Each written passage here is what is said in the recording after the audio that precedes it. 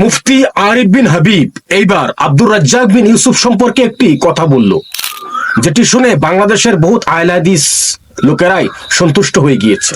যে মুফতি আরিফ বিন হাবিব বলছে যে আব্দুর রাজ্জাক বিন ইউসুফ হাফিজাহুল্লাহ তিনি নাকি রাসূল সাল্লাল্লাহু আলাইহি সাল্লামের স্টাইলে খুতবা দেন।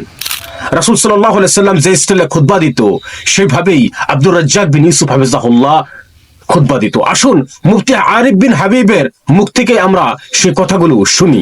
আহলে হাদিস আলেম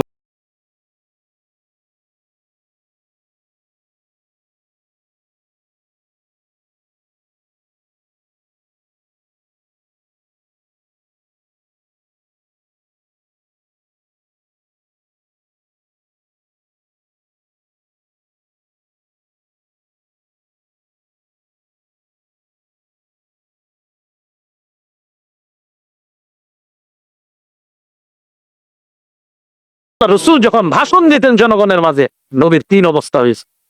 আওয়াজটি হয়ে যেত, রাগ হয়ে যেতেন প্রচন্ড, চেহারা লাল হয়ে যেতেন, কান্নাহু মুনজিরু জাইশির, যেন কোন দলকে নবী সতর্ক করছে, এই সাবধান, এটা করবা না, সাবধান, এটা করো। হাদিসে আসছে এরকম সমালোচনা আপনারা সাধারণ মানুষ কিভাবে সহজ করেন।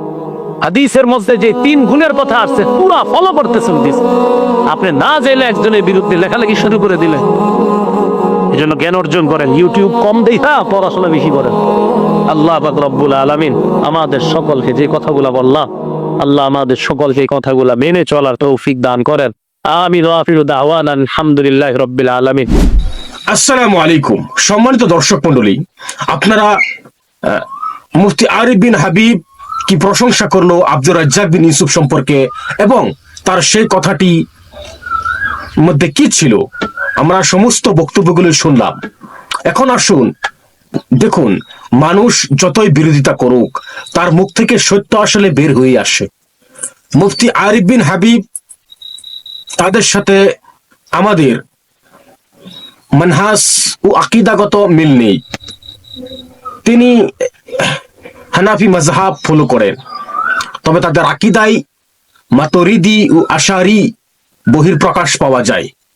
তবে তাদের এই সব কিছু কিছু প্রশংসনীয় কথা নিয়ে আমরা আহলে হাদিসরা যদি উল্লাসে আনন্দই মেতে উঠি তাহলে কি করে হবে?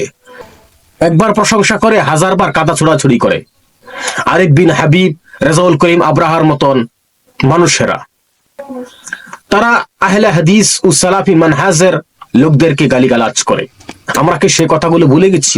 হ্যাঁ, আমরা তাদের জন্য দোয়া করতে পারি যে আল্লাহ তাদেরকে সহি বুঝ দান করুক, কিন্তু তারা একজন আহলে হাদিস প্রিয় শাইখ আব্দুর রাজ্জাক বিন ইউসুফ সম্পর্কে একটি ভালো প্রশংসা করলো, একটা ভালো দিক বললো, তাই বলে আমরা তাদের সম্পূর্ণ কথাগুলো গ্রহণযোগ্য মনে করতে পারি না। একজন সালাফি মানহাজের একজন ব্যক্তির কর্তব্য হলো যে আমরা শুধু দলিল মোতাবিক কথাগুলোই ফলো করব, যে কোরআন হাদিস থেকে তিনি কথা বলছে কিনা। একজন আহলে হাদিসের সবচেয়ে বড় বৈশিষ্ট্য হলো যে আমরা দলিলের উপর বিশ্বাস রাখি, যে কোরআন ও হাদিস কি বলে। তার সমস্ত কথায় আমরা মেনে নিতে পারি না যদিও সে আহলে হাদিস কোনো আলেমের প্রশংসা করে। আশা করি আজকে আপনারা এই বিষয়টি ভালো করে বুঝতে পেরেছেন। আরেক ভিডিওতে আবার দেখা হবে ইনশাআল্লাহ। আসসালামু আলাইকুম ওয়া রাহমাতুল্লাহি ওয়া বারাকাতুহু।